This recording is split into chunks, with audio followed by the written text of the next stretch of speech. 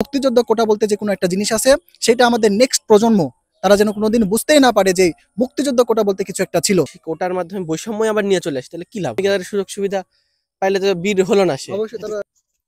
সুপ্রিয় দর্শক, আমি এখন আপনাদের সামনে এমন একজনকে পরিচয় করে দিব যার দাদা বীর মুক্তিযোদ্ধা। তার দাদা একটা সময় এই মুক্তিযোদ্ধার সার্টিফিকেট পেয়েছিল, কিন্তু কোনো কারণে দুর্ভাগ্যবশত সেই সার্টিফিকেটটা হারিয়ে গেছে, নষ্ট হয়ে গেছে। তো সেই দাদার লাতি হচ্ছে এই আদর। এই সার্টিফিকেটটা থাকলে হয়তো সে অনেক রকম সুযোগ সুবিধা পেত, কিন্তু আজ তার সার্টিফিকেটটা নাই, থেকেও নেই নেই এই কিন্তু থেকেও নেই, কিন্তু তার কোনো আফসোস নেই। তো তার মুখে এখন আমরা শুনবো তার দাদার এই সার্টিফিকেটটা থাকলে, তার দাদার এই সার্টিফিকেটটা যে নাই তার কোনো আফসোস আছে কিনা, আর সে একজন বীর মুক্তিযোদ্ধার লাতি হিসাবে এই বর্তমানে যেই কোটা বিরোধী আন্দোলনটা হচ্ছে সে কাদের পক্ষে, মুক্তিযোদ্ধাদের এই কোটা বিরোধী নাকি সে কোটার পক্ষে, তার মুখেই শুনবো। ভাইয়া তুমি একটু বলো, ভাইয়া তুমি এই যে আমাদের প্রথমে বলো, তোমার দাদার যে সার্টিফিকেটটা হারাই গেল, এতে কি তোমাদের কারো আফসোস হয়?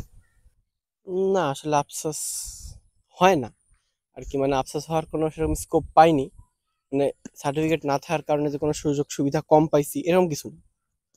সব জায়গাতেই মানে আর কি ধরতে গেলে মেধাতে এখনো ছোট, তো এখনো ওই লেভেলে যায়নি যে কোটার বিরুদ্ধে অত মানে ক্ষোভ এখনো অতটা আসেনি, কারণ ছোট এখনো চাকরি পর্যায়ে যায়নি।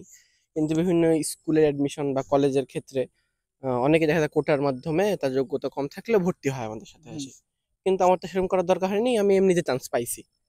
তো আসলে আফসোস হওয়ার এখনো পর্যন্ত স্কোপ পাইনি, এখন সামনে চাকরি জীবন আছে, তখন দেখা যাক কি হয়। কিন্তু আসলে কোটাটা ব্যবহার না করে উচিত আসলে, বিশেষ করে মুক্তিযোদ্ধা কোটা। কারণ মুক্তিযোদ্ধারা কি, তারা দেশ স্বাধীন করছে কি বৈষম্যতা দূর করার জন্য। এখন আমরা যদি সেই কোটার মাধ্যমে বৈষম্য আবার নিয়ে চলে আসি, তাহলে কি লাভ হলো, তাই না? আর মুক্তিযোদ্ধারা তাদের বীরের রক্ত, তাদের এখন তারা আসলে বীরের রক্ত, তার প্রমাণ দেওয়ার উচিত। কোটার মাধ্যমে তাদের সুযোগ সুবিধা পাইলে তো বীর হলো না সে, কাপুরুষের একটা না পারলো না। আসলে কোটা অনেক রকম আছে, প্রতিবন্ধী কোটা, অটিস্টিক কোটা বা বিভিন্ন আছে, ওইগুলা তাও ঠিক আছে, মেনে নেওয়ার মতো। শারীরিক প্রতিবন্ধকতা মানুষের থাকতেই পারে, কিন্তু আসলে মুক্তিযোদ্ধা কোটাটা একটু মানে একটু এক্সেস এটা আর কি। তার উপর অনেক কিন্তু বাড়ায় দিছে, আগে যেমন কম ছিল, তো কমটা থাকা উচিত না আসলে, একবারে এই মুক্তিযোদ্ধা কোটাটা পুরাই একদম তুলে দেওয়া করা উচিত একবারে। তো আমার এই বড় ভাইয়ের সাথে কথা বলে বুঝলাম সে একজন বীর মুক্তিযোদ্ধার লাতি তো না, নাতি। সে একজন বীর মুক্তিযোদ্ধার নাতি। তার দাদার সার্টিফিকেট হয়তো একসময় ছিল, কিন্তু সেটা দুর্ভাগ্যবশত নষ্ট হয়ে গেছে। কিন্তু এই নষ্ট হওয়ার কারণে তার কোনো আফসোস নেই, উল্টা সে আমাদের এই সাধারণ শিক্ষার্থীর পক্ষে।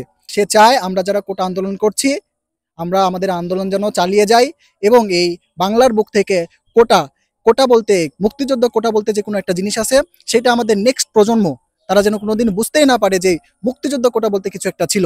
তো আজকে এই পর্যন্তই।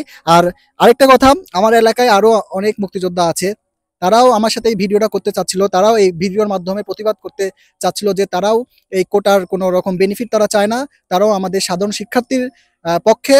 কিন্তু তারা একটু শরম লজ্জার কারণে ক্যামেরার সামনে, বা তার ফ্যামিলি কি বলবে বা দেশ কি ভাবিচ্ছে তাদেরকে নিয়ে, যার কারণে তারা ক্যামেরার সামনে আসছে না। কিন্তু তারা আমাদের এলাকায় যারা আছে তারাও এই আমাদের সাধারণ শিক্ষার্থীর পক্ষে। তো সবাই আসুন, কালকে আগামীকাল 14 তারিখ রবিবার সকাল 10টায় নাটোর প্রেস ক্লাবের সামনে এই কোটা বিরোধী আন্দোলন হবে। সবাই সেখানে দলে দলে যোগদান দিব, এবং আমাদের যে এক দফা এক আন্দোলন সেটা আমরা সফল করব। তো আজকে এই পর্যন্তই। আসসালামু আলাইকুম।